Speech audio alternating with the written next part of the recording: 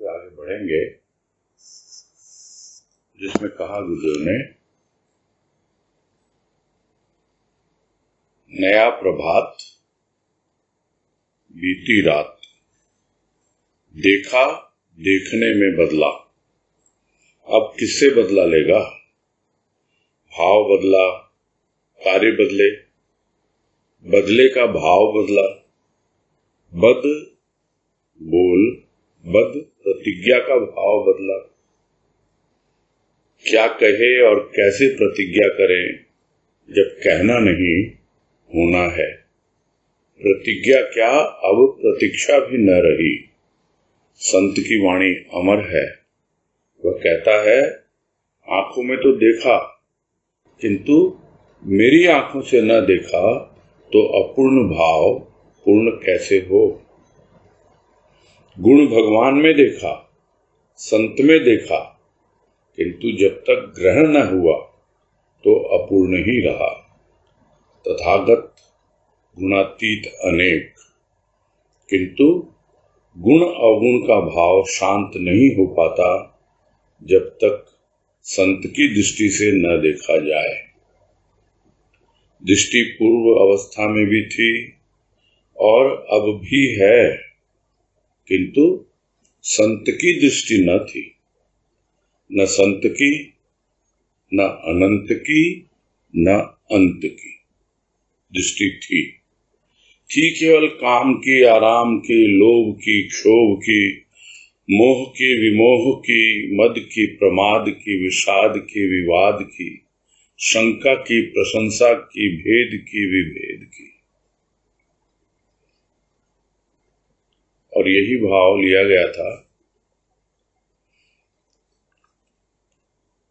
कि जैसे जैसे आंखों में देखता है प्राणी और दोनों के हृदय कुछ इस प्रकार से प्रेम और भाव से सराबोर हो जाते हैं, उसके बाद जो अनुभूति होती है उसका रूप ही अलग होता है। यानी अब एक नया प्रभात हुआ है, नया दिन है। पहले तो देखता था आंखों में, लेकिन अब देखना बदला, यानी देखने का रूप बदला। जो देखता था वो तो देखने का कार्य हो गया, अब देखने की क्रिया, उसका रूप बदल गया। तो अब किसी तो बदला ले। जिसे हम कहते हैं कि उसने मेरे साथ ऐसा किया, मैं तो उससे बदला लूंगा। किंतु जब भाव बदल जाता है तो बदले की भावना भी अपने आप ही बदल जाती है। तो बदले की भावना बदली तो जो कुछ भी गलत बद यानी खराब बोलता था, मुख से अपशब्द निकलते थे, और जो बदले की भावना में प्रतिज्ञा होती थी गलत सलत, इसने मेरा ऐसा किया, मैं भी इसके साथ ऐसा ही करूंगा, उस तरह की प्रतिज्ञा करता था। सब कुछ उसका भाव बदल गया। तो क्या कहे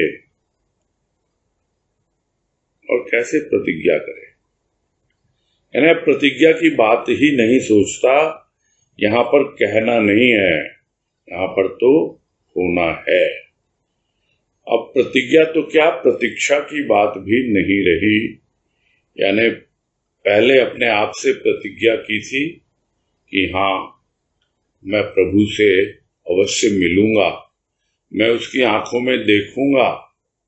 आंखों में देखने का प्रयास किया, प्रतीक्षा भी की कि मुझे भी कुछ ऐसा अनुभव मिले। किंतु अब जब वो अनुभव मिल गया तो उसके बाद अब प्रतिज्ञा और प्रतीक्षा दोनों ही नहीं रही। किंतु संत फिर भी आह्वान करता है, फिर भी बुलाता है कि आंखों में तो देखा तुमने, किंतु मेरी आंखों से नहीं देखा, तो फिर किस तरह पूर्णता की ओर आगे बढ़ोगे। यानी अब तुम्हें जो प्रेम और भाव की अनुभूति अपने हृदय में हुई है उसको अपनी आंखों तक लाओ। अब उस प्रेम और भाव की दृष्टि से तुम देखो तो देखना कहां से शुरू होता है? अपने आप से होता है, स्वयं से होता है। पहले अपने आप को देखो उस भाव की दृष्टि से जो भाव मैंने तुम्हें उस वक्त दिया है जब तुम मेरी आंखों में देख रहे थे। और उसको देखते देखते करना क्या है? बहुत सुन ली बातें गुण की, गुण बहुत देख लिए संत में भी भगवान में भी, किंतु गुण ग्रहण जब तक नहीं करना सीखता, जब तक उस राह पर चलता नहीं, उसके प्रेम और भाव को अपने जीवन का महत्वपूर्ण अंग बनाता नहीं, तब तक बातें ही बातें रहती हैं। गुणों की चर्चा तो होती है किंतु गुण धारण नहीं होते, गुण ग्रहण नहीं होते। इसलिए पूर्णता की चाह तो रखता है किंतु अपूर्ण ही बना रहता है प्राणी। ये तो बीच की अवस्था। किंतु जो समस्त गुणों को पार कर चुके हैं, जो प्रकृति के परे जा चुके हैं, तो ऐसे गुणातीत भी मिल जाएंगे। जो त्रिगुणात्मक प्रकृति है उससे परे गए, यानी पुरुष तक पहुंच गए। किंतु जब लौट के आते हैं वापस प्रकृति में, तो वो गुण अवगुण का भाव छूटता नहीं है, शांत नहीं हो पाता है। उसका कारण बता रहे हैं गुरुदेव। उसका कारण एकमात्र यही है कि वो संत की दृष्टि से नहीं देखते हैं। तो जब तक संत की दृष्टि से न देखा जाए तो भले ही कुछ भी हो जाए, भले ही तुम्हें आत्मबोध हो जाए, किंतु जब वापस दुनिया में लौट के आओगे तो संत की दृष्टि यदि तुम्हें नहीं मिली, उसकी आंखें तुम्हें नहीं मिली, उसकी आंखों से यदि तुम नहीं देखते, तो फिर वो भी निरर्थक है। वो जो बोध है, वो जो ज्ञान है, वो भी धीरे धीरे क्षय हो जाता है। और ऐसा देखा गया है, गुरुदेव के समय में ही देखा गया है। ये सब बातें हमको पता है कि गुरुदेव ने कितनों को अपने शक्तिपात के द्वारा आत्मबोध करवाया, किंतु उसमें कितने टिक पाए या उसको बरकरार रख पाए। तो यह एक ऐसी बात है जो बहुत ही धारण करने योग्य है, समझने योग्य तो है ही, कि संत की दृष्टि से देखना, यानी भाव की दृष्टि से देखा नहीं। इसलिए दृष्टि थी पूर्व अवस्था में और अब भी है, भले ही पहुंच गया वो गुणातीत अवस्था में, किंतु संत की दृष्टि नहीं थी। और संत की ही नहीं, न अनंत की, कि चलो ठीक है संत नहीं था जीवन में, किसी और माध्यम से वो उस अवस्था में पहुंचा। अनंत की भी नहीं थी, उस भगवान की दृष्टि अगर उसे मिली होती, और या फिर अंत की उसने ध्यान रखा होता कि हाँ भाई जो कुछ भी है सब कुछ नाशवान है, सबका अंत होने वाला है, जो कुछ भी उसे मिला है वो चिरस्थायी नहीं है। तो यह दृष्टि में था ही नहीं, न संत की दृष्टि थी, न अनंत की थी, और न अंत की दृष्टि थी। तो क्या था? वो बताया कि काम था, आराम था उसकी दृष्टि में, लोभ था, क्षोभ था, मोह था, विमोह था। तो ये सब दृष्टि में थे, और इस पे हम लोग कल विस्तार से बात कर चुके हैं, इसलिए इसको दोबारा अब दोहराने की आवश्यकता नहीं है कि कितना कर लो, भेद दृष्टि इतनी आसानी से दूर नहीं होती है, गुण अवगुण का भाव इतनी आसानी से शांत नहीं होता है। उसका एकमात्र उपाय गुरुदेव यहां बतला रहे हैं कि संत की दृष्टि से देखा। जब संत की दृष्टि से देखा तब पता लगा कि वास्तव में मैं अब पूर्णता की ओर बढ़ रहा हूं। अभी तक तो स्थूल के खेलों में ही रमा हुआ था, साकार की ही उपासना में लगा हुआ था। अब धीरे धीरे गुण की पूजा तो प्रारंभ की, उपासना शुरू की, इतना ही नहीं गुण धारण करना भी प्रारंभ कर दिया। अब भीतर गुण आ गए, यानी वो प्रेम और भाव आ गया। अब उस प्रेम और भाव की दृष्टि से वो अपने आप को देखता है और दुनिया को देखता है। आगे कह रहे हैं आज कि विभिन्न भाव संत की दृष्टि में न थे।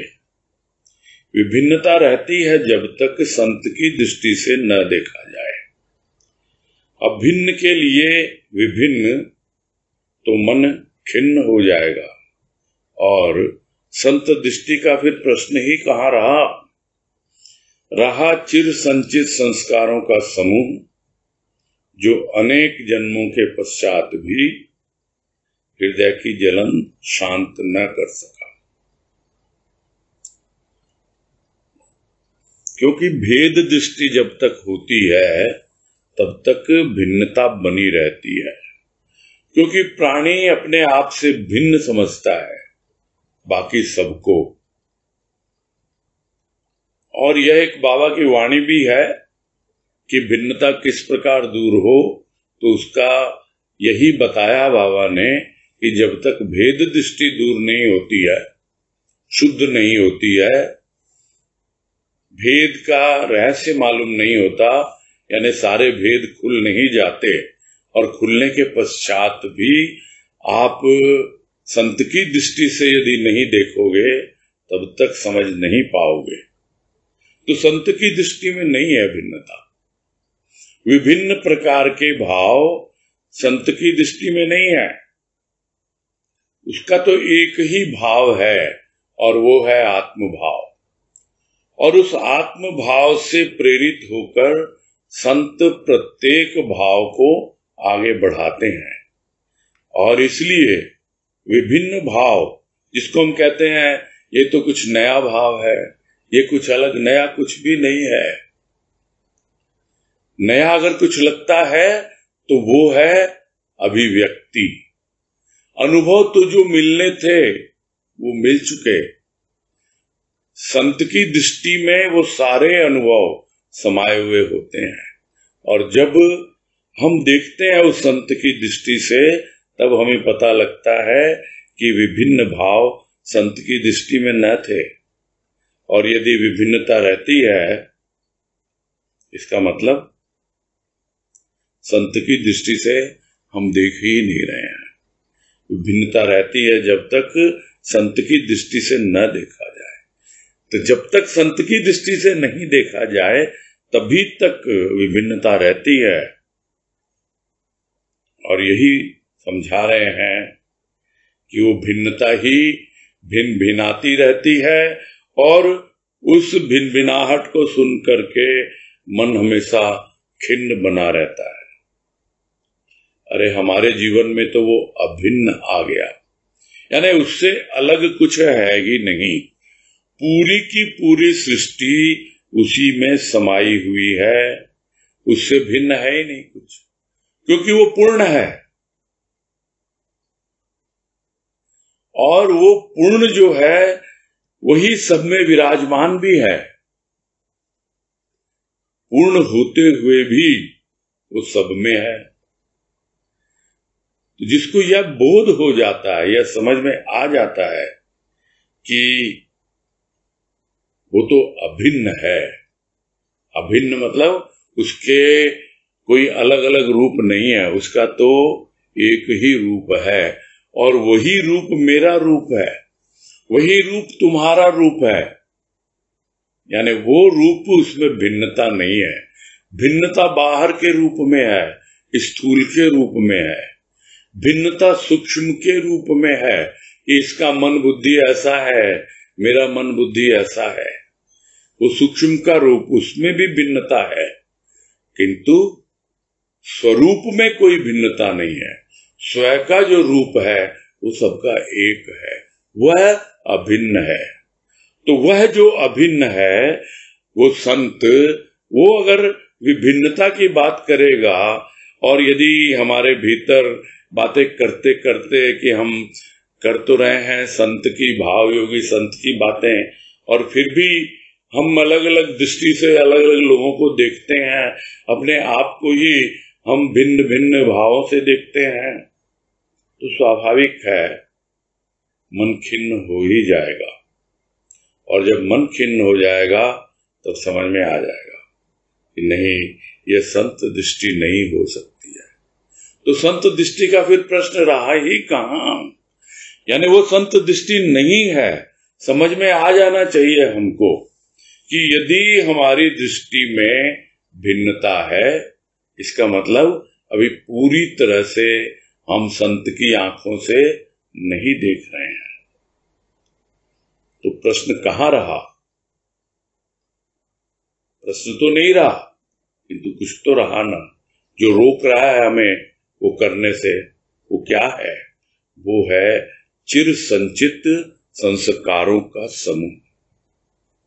न जाने कब से संचित हैं, जन्म जन्मांतर से, अनेक जन्मों से ये संस्कार हमारे भीतर जमा हो रहे हैं, और थोड़ा थोड़ा वृत्तियों के रूप में प्रकट होते हैं, तब हमें पता लगता है। अन्यथा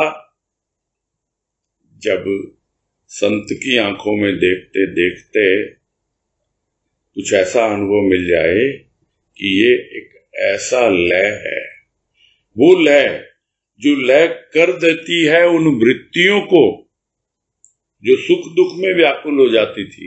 ये पहले कहा है गुरुदेव ने। यानी अब जो वृत्तियां है वो पूरी लय हो गई, यानी हमारे सारे संस्कार, उससे हमें छुटकारा मिल गया, क्योंकि सब कुछ हमने संत को सौंप दिया। क्या है संस्कार? उसको कहते हैं प्रारब्ध। क्या है प्रारब्ध? उसको कहते हैं भाग्य। क्या है भाग्य? जो हम जानते नहीं हैं। तो बड़ा आसान है, सीधा सीधा कहें संत को कि भाई हम नहीं जानते हमारे भाग्य में क्या लिखा है, और तुमने कहा कि हम भाग्य बना देते हैं, यानी संस्कारों की तुम्हें चिंता करने की जरूरत ही नहीं है। तुम तो बस अपने भीतर जितनी भी भिन्नता का भाव है उस भाव से अलग हो और अभिन्न प्रभु की ओर आगे बढ़ो। तुम्हारी दृष्टि से धीरे धीरे भेद दूर होते जाएंगे और सारे भेद खुलते जाएंगे, यानी सारे के सारे रहस्यों का उद्घाटन होता चला जाएगा। नहीं तो फिर वही कहानी कि चिर संचित संस्कारों का समूह अनेक जन्मों के पश्चात भी हृदय की जलन शांत नहीं कर सका। बार बार जन्म लिया, बार बार यही हुआ, और अब भी यदि हम चूक गए इससे, अब भी यदि हम समझ नहीं पाए तो फिर क्या होगा पता नहीं। यही विचारणीय है, इस पे सोचना है कि अब देखना है तो संत की दृष्टि से ही देखना है। आगे कह रहे हैं, संत ने व्याकुल प्राणी की व्याकुलता देखी, कातर वाणी सुनी, सह न सका जिसने वाणी के अनेक वाण सहे थे। प्राणी प्राणों से प्रिय उसकी अर्थात संत की दृष्टि छिद्रान्वेषी नहीं, वह तो भाव प्रसून अर्पित करने आया है। शुष्क नीरस प्राणियों को जिन्हें प्राण तो मिले किंतु वह भावना न मिली, जो संत हृदय की निधि है। प्राणी दृष्टि रहते भी देख न पाया, जिसे देखने के लिए दृष्टि मिली, सृष्टि मिली। दृष्टि थी, सृष्टि थी, किंतु संत दृष्टि न थी। भाव में अभाव था, संसार था, असार था। चक्र था विचारों का, स्वयं को पद दलित करने के लिए, पद स्खलित करने के लिए। अशांत वातावरण था, निज को भ्रमित करने के लिए। मत थे, तम को प्रोत्साहित करने के लिए। संबंध थे, बंधन के लिए। वाणी थी, मिथ्या भाषण के लिए। प्राण थे, सम्मोह के लिए, विमोह के लिए। दृश्य थे, अदृष्ट के लिए। शांति के दर्शन दुर्लभ, किंतु संत दृष्टि ने शांत किए प्रबल मनोवेगों को। अपूर्व आनंद था। आनंद का मूल स्रोत हृदय में था, प्राणों में था। और इस पैराग्राफ में कह रहे हैं कि संत ने व्याकुल प्राणी की व्याकुलता देखी। यानी यदि हमें लगे कि ये चिर संचित संस्कारों का समूह ये हृदय की जलन शांत नहीं कर पाया था, और हमने आंखों में देखना तो सीखा है, किंतु अभी उसकी आंखों से देखना नहीं सीखा है, तो हम उससे प्रार्थना करें। हमारे भीतर वो व्याकुलता होनी चाहिए कि हे प्रभु, हमें भी वो दृष्टि दो, हमें भी अपनी आंखें दो, वो भाव की दृष्टि जो पूरी तरह शुद्ध हो और हम भी देख पाएं। जब वो इस तरह की कातर वाणी सुनता है, व्याकुलता देखता है, तो वो सह नहीं सकता है, क्योंकि उसने स्वयं न जाने कितने लोगों के वाणी के वाण सहे थे। और आज भी हम सोचते हैं हम सहन कर रहे हैं, नहीं, यह तो हम उसकी शरण में हैं, शरणागति में हैं, और वो शरणागति ही हमारे लिए एक सुरक्षा कवच है। तो जो भी वाण कोई मारता है वाणी का हमारे ऊपर, वो हम तक पहुंचता ही नहीं है। क्यों? क्योंकि हम जानते हैं हमारी सुरक्षा करने वाला वो संत है। वाणी के वाण हम क्या सह पाएंगे? हमें इतनी क्षमता नहीं है।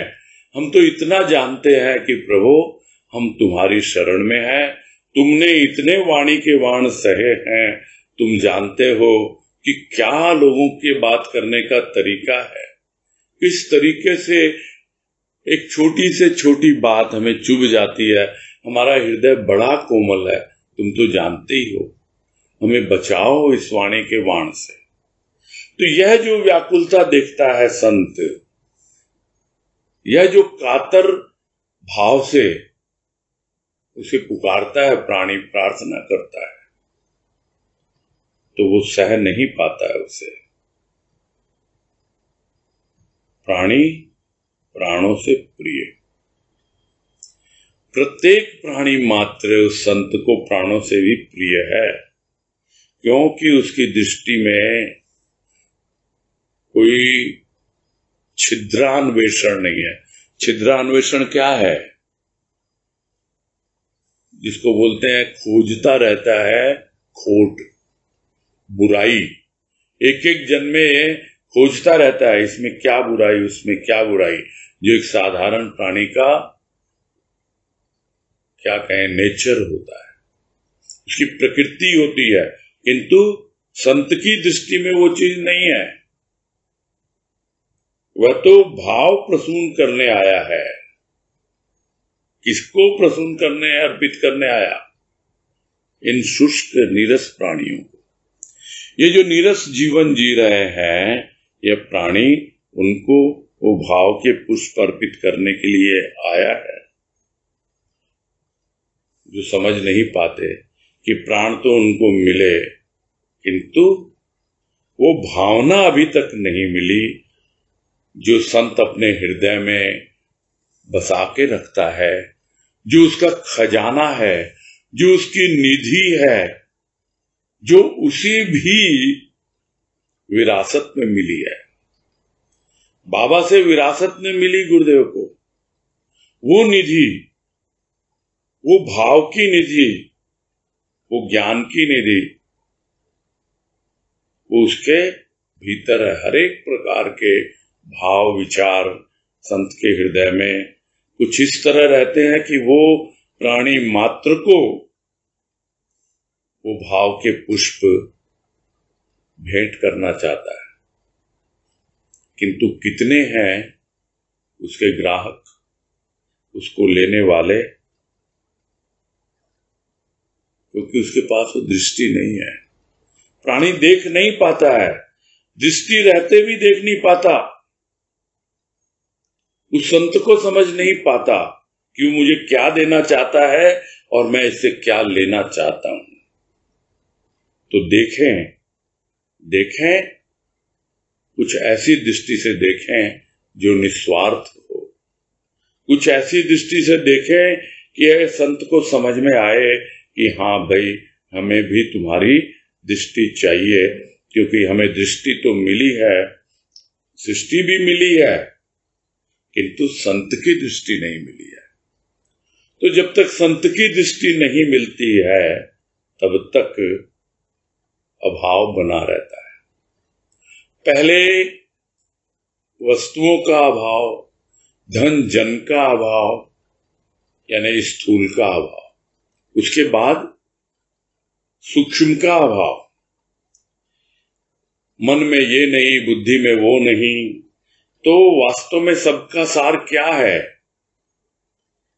भाव का अभाव। उस भाव में ही अभाव था। इस वजह से संत की दृष्टि नहीं मिल पाई। अभी भी भाव में अपूर्णता है, अभी भी भाव में कमी है। तो भाव में अभाव था, संसार था, किंतु संसार में सार देखना नहीं आता था, असार प्रतीत होता था। फिर क्या था? और चक्र था विचारों का, यानी कुछ विचारों के चक्र में घूमता रहता था, इसलिए अभाव से बाहर निकल नहीं पाता था और अपने आप को ही समझता था कि मेरे द्वारा कुछ भी संभव नहीं है। स्वयं को ही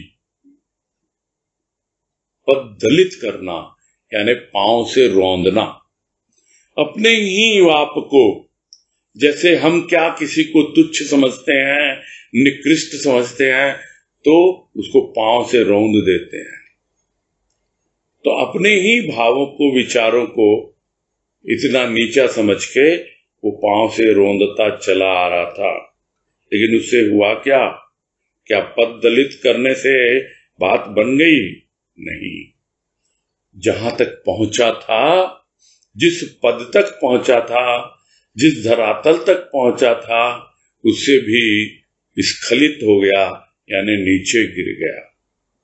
तो ये विचारों का चक्र ऐसा ही था, जो स्वयं को पद दलित करता था और जहां तक पहुंचा उससे भी और अपने ही भावों में खुद को ही गिरा देता था। तो स्वाभाविक है, शांति कहां से आएगी? अशांत वातावरण था, और शांति नहीं है तो मानवीय बात है, अपने आप ही भय होगा, भ्रम होगा, सब एक साथ आएंगे। तो अशांत वातावरण था, भीतर भी बाहर भी, और अपने आप को भ्रमित करने के लिए ही था, क्योंकि जब तक शांत होके विचार नहीं करता तब तक विचारों का चक्र भी शांत नहीं होता है। एक वाणी में कहा गुरुदेव ने कि शांति से विचार कर, शांति में विचार भी स्वतः शांत हो जाते हैं। तो अशांत वातावरण है, भीतर भी कोलाहल और बाहर भी कोलाहल, तो भ्रम तो अपने आप ही होगा। कोई विचार कहता है इधर चलो, कोई कहता है उधर चलो। तो मत थे तरह तरह के, एक मत उधर खींच रहा है, एक मत उधर खींच रहा है। उसे हुआ क्या? तम को ही प्रोत्साहन मिला, यानी अंधकार ही अंधकार जीवन में छाया रहा। थे संबंध, ये मेरा पति, ये मेरी पत्नी, ये मेरे माता पिता, ये मेरे बच्चे, सब तरह के संबंध थे। किंतु वो संबंध किसके लिए थे? बंधन में बंधने के लिए। कितना कितना बंधन में बांधे हैं हम अपने आप को उन संबंधों में। थे, आज नहीं है। संत के भी थे, किंतु वो उससे बाहर निकला। इसलिए बतला रहा है कि देखो तुम्हारे साथ भी ऐसा हो रहा है, किंतु तुम समझो कि संत की दृष्टि में कोई मीन मेख नहीं है, कोई दोष नहीं देखता किसी के। वो तो सबके भीतर भाव की जागृति करता है। किंतु क्या तुम उस दृष्टि से देख पाते हो? तुम्हारी पुरानी आदतें क्या अब छूट गई हैं?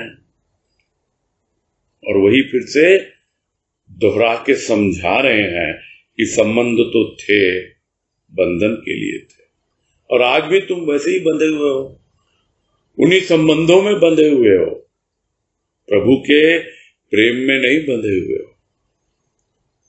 और वाणी भी थी तो किस लिए थी? बस खाली उल्टा सीधा बोलने के लिए, मिथ्या भाषण के लिए। प्राण थे, लेकिन क्या था पता ही नहीं था कुछ भी। किसमें सम्मोहित हो रहे थे, किसको सम्मोहित कर रहे थे? छोटी छोटी बातों में हम बोलते हैं हमारा तो जी उठ जाता है, किससे? ये संबंधों में है, इसको ऐसा हो गया, हमारा तो जी उठ गया। तो उसके मोह में बंधे हुए हो, और ये मोह ही सम्मोहन पैदा करता है, और प्राण उसी में अटके रहते हैं। हमारे उन्हीं संबंधों में प्राण अटके रहते हैं। और थोड़ा सा बाहर भी निकलेंगे सम्मोहन से तो विमोह में आ जाएंगे, यानी होश गंवा बैठते हैं हम। कोई जागरूकता है ही नहीं, कोई होश की बातें ही नहीं है, सोच समझ की बातें ही नहीं है। तो प्राण थे तो सही, या तो सम्मोह के लिए थे या विमोह के लिए थे। दृश्य भी थे, फिर किसके लिए थे? अदृष्ट के लिए। यानी बस खोजते रहो, मुझे तो ये देखना है, मुझे तो ये देखना है।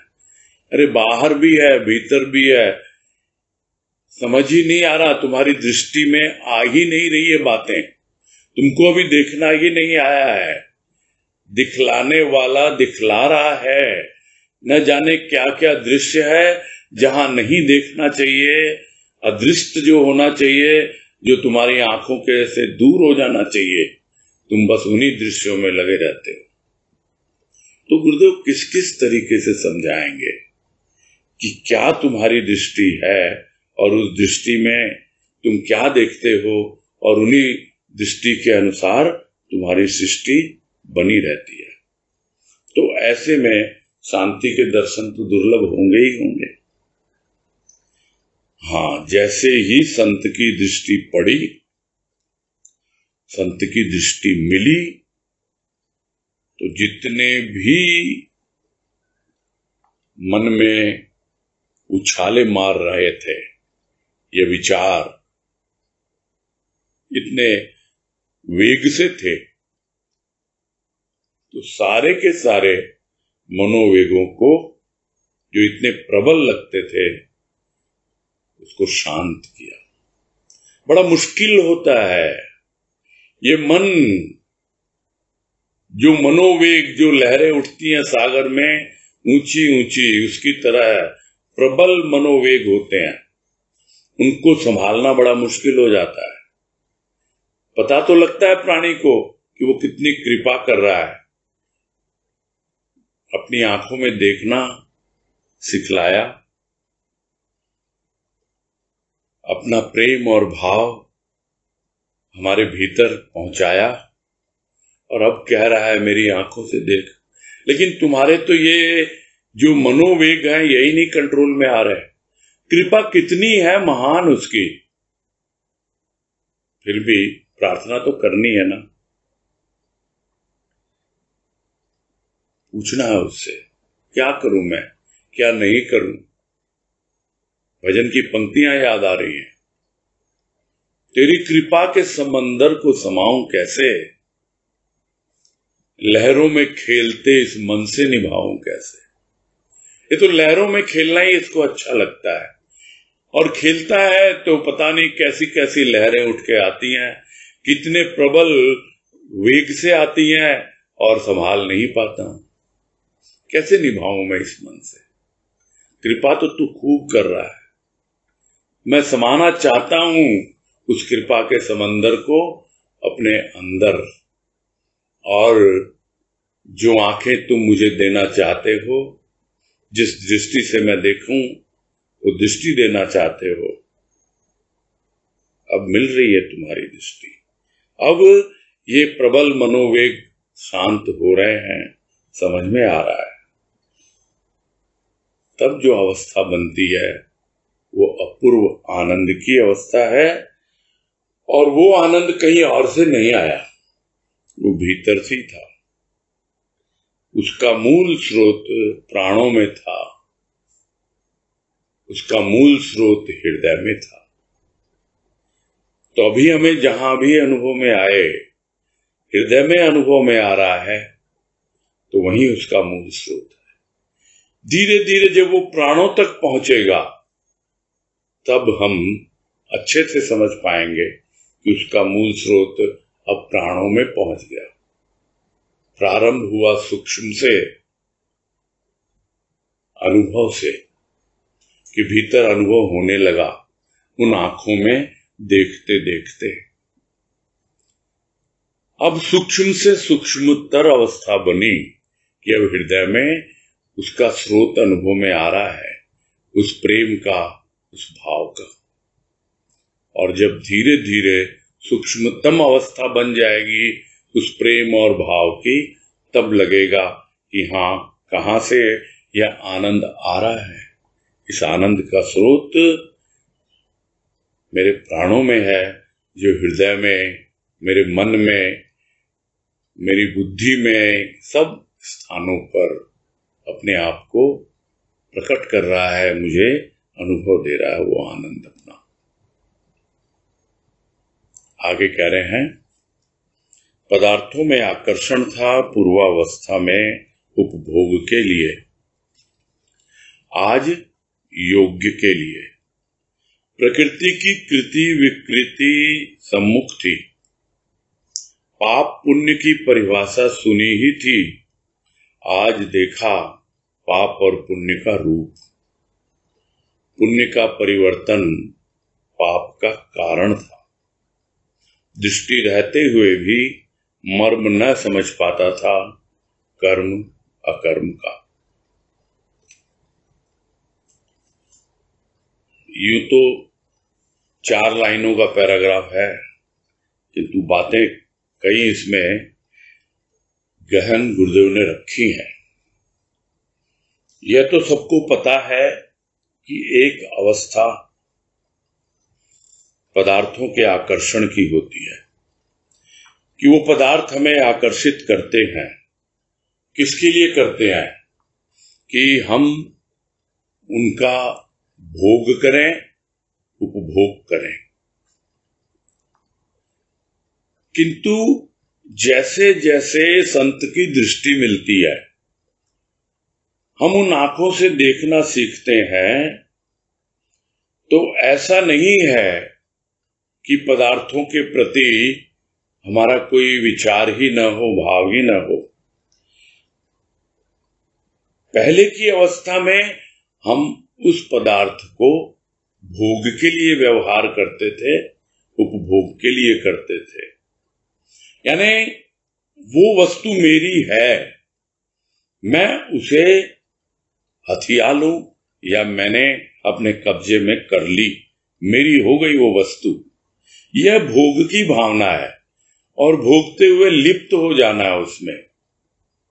किंतु अब क्या है, आज क्या है? आज वो आकर्षण पदार्थों के लिए नहीं है, योग्य के लिए है।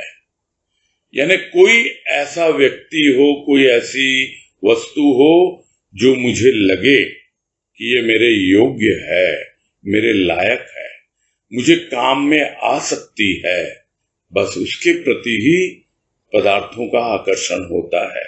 पहले ये भी इकट्ठा कर लूं, वो भी ले लूं, इसका भोग कर लूं, उसका वो भोग कर लूं, इस तरह का आकर्षण था। अब जो भी आवश्यक है, जो भी योग्य है मेरे लिए, जो मुझे जरूरत है, उसी के बारे में सोचता हूं मैं। जो भी कृति थी प्रकृति की, वो तो थी ही थी, और विकृति भी अब दिखाई देने लगी। पहले लगता नहीं था कि उस कृति में कुछ विशेषता है, तो अब प्रकृति की कृति और विकृति दोनों ही सम्मुख थी। यानी क्या प्रकृति के गुण हैं और क्या अवगुण है, क्या उसमें सतोगुण का हिस्सा है, क्या तमोगुण का हिस्सा है, कैसी मेरी प्रकृति है, कैसा मेरा मन बुद्धि चित्त अहंकार का खेल है, और कहां कहां उन सब में विकृति छाई हुई है, यानी विकार से युक्त है। प्रकृति ने ही बनाए हैं, ये हमारी सूक्ष्म प्रकृति, ये हमने ही बनाई है। जिस तरह पुरुष ने स्थूल प्रकृति बनाई है, वैसे ही वो पुरुष परमात्मा आत्मा बनकर हमारे भीतर है, और उससे बनाई हुई है ये कृति प्रकृति। किंतु उसमें इतनी विकृति आ जाती है कि प्राणी समझ नहीं पाता है ठीक से। किंतु आज स्पष्ट देख पा रहा है संत की दृष्टि से कि प्रकृति की कृति क्या है और उसमें विकृति क्या है। इसके पहले तक परिभाषा सुनी थी, ये करोगे तो पाप मिलेगा, ये करोगे तो पुण्य मिलेगा। यानी जितना भी पाप और पुण्य था वो कर्म कांड का एक रूप था। यानी कर्मों में ही पाप और पुण्य को बांध दिया गया था। किंतु समझ नहीं पाता था कि जिस दिन जो कर्मों का परिवर्तन होता है, यानी हम सोचते हैं हम किसी का पुण्य कर रहे हैं, उसके लिए भला कर रहे हैं, किंतु वो चीज उसको सूट नहीं कर रही, उसको काम की नहीं है। हम तो अपनी समझ में पुण्य का काम कर रहे हैं, किंतु वो पुण्य परिवर्तित हो गया पाप में। और ऐसा नहीं है जिस तरह सुख के बाद दुख आता है, ये दोनों एक दूसरे से जुड़े हुए हैं, वैसे ही पुण्य के बाद पाप आता ही आता है। हम पुण्य की बातें सोचेंगे तो पाप की बात अपने आप आएगी। पाप के बारे में कोई सोचता नहीं है, वो तो यही कहता है अनजाने में हो गया। किंतु वो अनजाना क्या है? वो अज्ञान है, ज्ञान का अभाव है। किंतु आज देख पा रहा है, संत की दृष्टि से समझ पा रहा है कि ये पुण्य जो है उसका परिवर्तन ही पाप में हो जाता है, और पाप और पुण्य कुछ नहीं है, हमने इनको कर्मों में बांध रखा है। दृष्टि तो थी किंतु मर्म नहीं समझ पा रहा था, कर्म का और अकर्म का। यानी क्या कर्म मुझे करने हैं, बस यही सोचता था, पुण्य कर्म करने हैं, पुण्य कर्म करने हैं। लेकिन कुछ कर्म जो अपने आप हो जाते हैं, अनजाने में हो जाते हैं, स्वतः हो जाते हैं, जो बड़े ही प्राकृतिक हैं, तो क्या वो कर्म नहीं होते हैं? कर्म तो है, किंतु क्या तुम्हें लगा कि तुमने वो कर्म किए? तो अकर्म कुछ और नहीं है। जहां पर कर्तापन का भाव न हो वही अकर्म की स्थिति है। यानी हो सकता है हमने किया वो कर्म, किंतु हमने कर्तापन के भाव से नहीं किया, अपने आप प्राकृतिक रूप से हो गया। तब हमें सब कुछ समझ में आने लगता है कि हमारी सूक्ष्म प्रकृति, स्थूल प्रकृति, किस प्रकार से हमें कौन कौन से कर्म पाप पुण्य के लिए नहीं, कुछ विकर्म करने हैं, कुछ विशेष कर्म करने हैं, जिससे हम पाप पुण्य से ऊपर उठ पाए और हम उन विकर्मों के द्वारा अकर्म की स्थिति तक पहुंच पाए। यानी एकदम हम कर्मों के प्रति सहज हो जाएं, जरा भी हमारे भीतर कर्तापन का भाव न हो।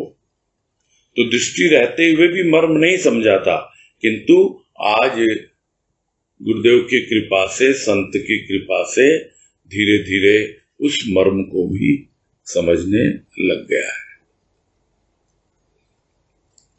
बस यही पूरा करते हैं। हाँ, देखें अब नए नए नामों को पहले लेंगे। हाँ, अजय झुंझुनवाला, अनम्यूट करो इनको। प्रणाम ताऊ जी, स्वाति बोल रही हूँ। अच्छा, तुम तो अलग से सुना करती हो ना? हाँ ताऊ जी, आज थोड़ा लेट हो गया तो एंट्री नहीं मिला। अच्छा अच्छा, बोलो। ताऊ जी, मैं ये पूछ रही थी कि जैसे आज हम लोग आंखों से देख वाला चीज जो सुन रहे हैं, तो ऐसे लग रहा है कि जो आंखों में देख में जब हम सूक्ष्म में देखने की बातें कर रहे थे, कि सूक्ष्म से देखना जो हमको सीखना है, और ये आंखों से देख वाला जो लग रहा है, तो इसको सुन के लग रहा है कि सूक्ष्म से जो देखना है, काफी हद तक ऐसा लग रहा है उसका प्रोसेस समझा रहे हैं गुरुजी। तो लग रहा है कि कंफ्यूजन हो रहा है, या इसी का क्लैरिफिकेशन करना था। नहीं, ये कंफ्यूजन आपने कल परसों अगर सुना हो तो उस बात को पहले ही स्पष्ट कर दिया गया था। फिर से बोल देता हूं मैं, ताकि ये प्रश्न औरों के मन में भी अगर उठता हो तो वो भी क्लियर हो जाए क्या इसका कॉन्सेप्ट है। ये कॉन्सेप्ट ये है कि आप शुरू कहां से करते हो? आंखों में देखने से। आप कौन सी आंखों में देख रहे हो? संत की आंखों में। वो आंखें क्या है? स्थूल की आंखें हैं। आप हो सकता है किसी तस्वीर में देख रहे हो, किसी मूर्ति में देख रहे हो। तो शुरू कहां से हुआ? स्थूल से शुरू हुआ, साकार से प्रारंभ हुआ। अब आप कहां गए? उसके भीतर गए ना, उसके हृदय तक पहुंचे। संत के हृदय में क्या है, उस देखने को आपने अनुभव किया। अब जो भीतर की यात्रा है वो सब अनुभव की होती है। तो आपने उन आंखों के माध्यम से संत के हृदय को अनुभव किया कि संत की आंखों में देखा तो मुझे ये अनुभव हुए। वो आंखों में देख क्यों बोल रहा है संत? तो वो सारी बातें उसमें आई। यानी प्रारंभ हुआ स्थूल से, फिर हम कहाँ पहुंचे? उसके हृदय तक पहुंचे। तो जिसको कहते हैं दो आंखें उसकी और दो आंखें हमारी। तो आंखें चार हो गई। आंखें चार होना मतलब जो प्रेम उसके भीतर वही प्रेम हमारे भीतर, जो भाव उसके भीतर वही भाव हमारे भीतर। यानी हम दोनों के दिल मिल गए। आंखें चार होने का मतलब क्या है? दिल मिल गए। यानी संत का हृदय और हमारा हृदय दोनों मिलने लग गए। अब जो ट्रांसमिशन हो रहा है वहां पर स्थूल का कोई हिसाब किताब नहीं है। वो सारा का सारा ट्रांसमिशन जो हो रहा है, जो अनुभव हो रहा है, सूक्ष्म से सूक्ष्म में हो रहा है। यानी संत के हृदय से संत भक्त के हृदय में पहुंच रहा है। जब भक्त के हृदय में पूरी तरह से वो चीज आ जाती है तब आंखों में देखने का प्रोसेस पूरा होता है। अब भक्त क्या देखेगा? आंखों से देखेगा। वो कौन सी आंखों से देखेगा? सूक्ष्म की आंखों से देखेगा, यानी जो आंखें उसको हृदय में मिली हैं, यानी सूक्ष्म की दृष्टि, भाव और प्रेम की दृष्टि। अब वो उसको भीतर से बाहर लाएगा, लेकिन भीतर से बाहर लाने में बहुत लंबा टाइम लगता है। सबसे पहले भीतर ही भीतर देखना सीखें, सूक्ष्म दृष्टि से सूक्ष्म को ही देखना सीखें। उसके बाद वो जो सूक्ष्म की दृष्टि है प्रेम और भाव की, जो हमारे हृदय में है, उसके द्वारा हम इन बाहर की आंखों से, यानी इन स्थूल की आंखों से देखेंगे, तब जाकर हम संत की दृष्टि से बाहर को देखेंगे। पहले तो हमको अपने भीतर देखना है संत की दृष्टि से। वो आंखों से देखने की प्रक्रिया तब तक शुरू नहीं होती है जब तक हमारे हृदय में उसका प्रेम और भाव पूरी तरह से समाविष्ट न हो जाए। यानी आंखों में देखने की प्रक्रिया पूरी नहीं हुई है अभी। यदि हम अभी भी अपने हृदय में उस प्रेम और भाव का अभाव अनुभव कर रहे हैं तो उसकी आंखों से हम नहीं देख पाएंगे। ये बहुत स्पष्ट रूप से गुरुदेव ने अभी तक समझा दिया है। तो कंफ्यूजन नहीं होना चाहिए मेरे ख्याल में, है ना? जी ताऊ जी, अभी आप जो बोले कि हमको सूक्ष्म की आंखों से अंदर देखना है पहले और फिर हमको बाहर देखना है, वो तब तक नहीं होगा जब तक आपका पूरा भीतर आंखों में देख करके, संत की आंखों में देख करके, स्थूल से कहाँ गए आप? सूक्ष्म में गए। सूक्ष्म में क्या है? सगुण, यानी साकार से गए सगुण में। वो सगुण वो पूरा आपके भीतर आना चाहिए। जो गुण, कल भी बात हुई थी, जो गुण संत के भीतर है ना, वही उनकी आंखों से प्रकट होते हैं। यानी बाबा की आंखों से ज्ञान प्रकट होता है, गुरुदेव की आंखों से प्रेम और भाव प्रकट होता है, क्योंकि वो उनके हृदय में है। और जब हम उनके हृदय से अपने हृदय को जोड़ देंगे, दोनों के दिल एकाकार हो जाएंगे, तब जाकर के आंखों में देखने की प्रक्रिया संपूर्ण होती है। अब क्लियर हो गई बात है जी। और उसके पहले अगर आप देखेंगे, उसके पहले अगर उसकी आंखों से देखेंगे भी तो दिखेगा, ऐसा नहीं है, लेकिन धुंधली होगी वो दृष्टि, स्पष्ट नहीं दिखलाई देगा। ठीक है जी। ताऊ जी, पापा का भी क्वेश्चन है। हाँ बोलो, बोलिए अजय बाबू। हाँ नमस्कार, बोलिए। ये आज का जो लास्ट पैरा है उसमें लास्ट 2 लाइन में बोल रहे हैं कि पूर्ण का परिवर्तन पाप का कारण है। ये नहीं समझ,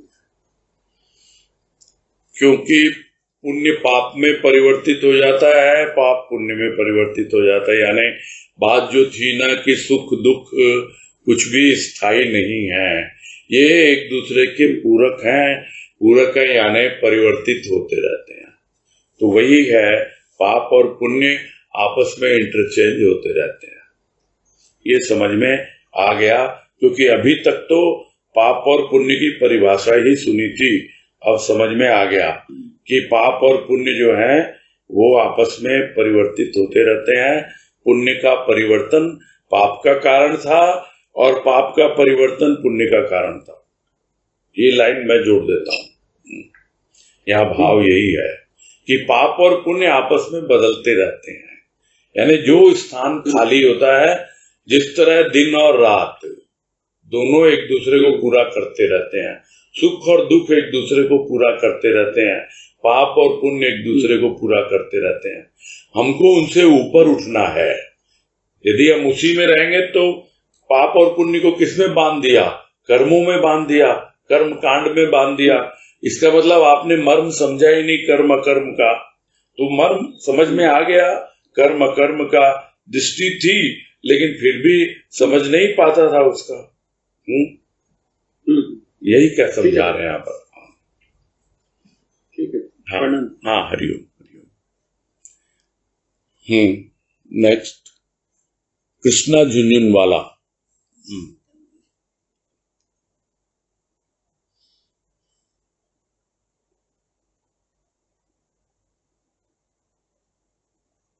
प्रणाम भैया।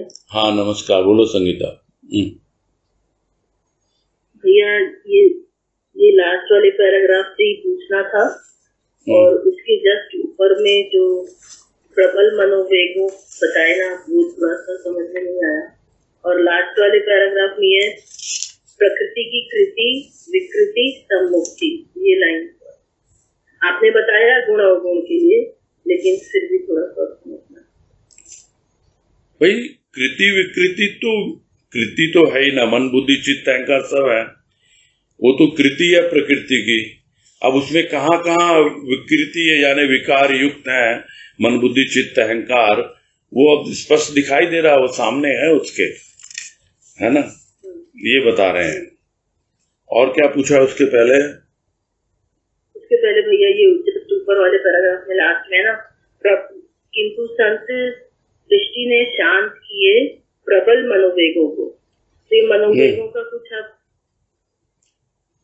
मनोवेग क्या होता है? मन समुद्र की तरह लहरें उठती हैं, इतनी जोर जोर से उठती हैं, सब तो बातें हुई, कितने वेग से आती है वो, उनको शांत करता है वो। संत की दृष्टि मिलते ही वो शांत होने लगते हैं अपने आप ही।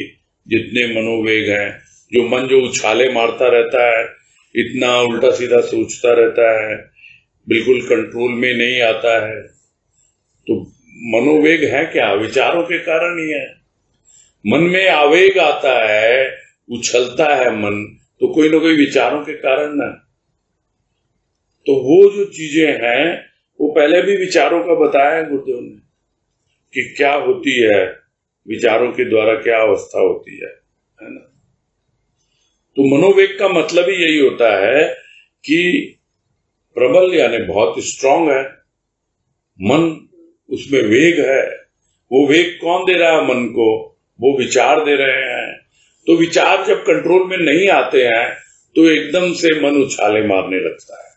तो वो प्रबल जो मनोवेग उठ रहे थे उनको शांत करता है संत, यानी उसकी दृष्टि। यही बोलना चाह रहे। हाँ हरिओम। हाँ वो कल भी रह गया सुधा जी का, अब टाइम आज भी नहीं है, कल कर लेते हैं फिर भी अटेंड। बोलिए सुधा तुलसियान। प्रणाम भैया। हाँ बोलिए। भैया जो बात आई थी शुरू में आज कि विभिन्न भाव संत की दृष्टि में न थे, विभिन्नता रहती है जब तक संत दृष्टि से न देखा। तो जैसे जब तक फिर इसका मतलब वो जैसे अभी कहा ना कि पूर्ण रूप से हृदय में प्रेम और भाव नहीं आएगा, वो आत्म भाव तक नहीं जाएंगे, तब तक प्राणी विभिन्नता से तात्पर्य मतलब वो स्थूल में भी जैसे विभिन्नता देखता है वैसे सूक्ष्म में भी विभिन्नता देखता है, क्योंकि वो आत्म भाव से नहीं देखता, इसका यही मतलब। और संत सबको एक ही रूप से देखते हैं कि उसकी आत्मा से देखते हैं, जहां से सर एक है। इसमें मतलब यही है कि जब तक भेद दृष्टि रहती है तब तक भिन्नता रहती है।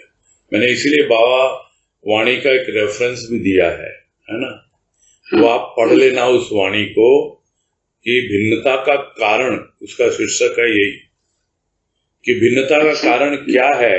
वो इसलिए है क्योंकि भेद दृष्टि है। वो अपने आप को भिन्न मानता है। किससे भिन्न मानता है? अपनी आत्मा से। हाँ, परमात्मा से। अरे मैं ही तो हूं, क्या आत्मा मुझसे अलग है? वो अपनी बुद्धि को अलग मानता है, भिन्न मानता है, उसके विचार हैं, उसके विचार हैं। यानी वो अवस्था जब तक पूरी तरह से ज्ञान न हो जाए तब तक भिन्नता जो है वो दूर होती नहीं है। भेद दृष्टि जब तक नहीं हटती, यानी जितने भी रहस्य हैं पर्दे नहीं हट जाते, आप अंतिम अवस्था तक नहीं पहुंच जाते, तब तक वो रहता है। तो संत की दृष्टि में नहीं है, क्योंकि वो पहुंच चुका है वहां। यही बोल रहे हैं। ठीक है। हाँ भैया, तो वो दृष्टि मतलब जैसे आज आपने कहा कि मतलब हम पुकारे उससे मांगे वो दृष्टि, मतलब हाँ जी, वो दृष्टि तो अपने आप आएगी ना, करते करते आएगी। सबसे पहले तो आप भीतर तृप्त होइए ना। वो जो भाव का ही अभाव था, ये बोला ना आज हाँ। क्या गुरुदेव ने कहा इसमें है कि भाव में ही अभाव था। दृष्टि थी, सृष्टि थी, किंतु संत दृष्टि न थी। कि संत की दृष्टि में देखेगा ना तो भाव में अभाव कहां से आ जाएगा? फिर तो भाव ही भाव है। एक बूंद में भी आपको पूर्णता का बोध हो जाएगा। पूरे समुद्र का स्वाद मिल गया आपको, तो उसमें कहां अभाव आया? जब आप गुणों को पकड़ लेते हो, जब आपको गुण पता है, तो उस वक्त फिर कोई भ्रम नहीं होता है, तब स्पष्ट हो जाता है। तो भाव में अभाव निरर्थक है। यहाँ पे जो गुरुदेव कहना चाह रहे हैं ना कि तुम भाव में ही अभाव लेके बैठे हो, जितना भाव तुमको मिला है उसमें तो तुम पूर्णता का बोध करो ना, और आएगा। संत की दृष्टि मिलती जाएगी, उसकी आंखों में देखते जाओगे, और तुम्हारा हृदय प्रेम और भाव से भरता चला जाएगा। ये तो होता ही रहेगा ना। हाँ हाँ ठीक है। हाँ भैया, प्रणाम। हाँ, हरिओम। चलो फिर अब पूरा करते हैं, टाइम नहीं है। तनुश्री शर्मा का फिर कल देखा जाएगा। हाँ, ठीक है। ठीक है भैया जी, हरिओम भैया जी, हरिओम। हाँ, हरिओम हरिओम।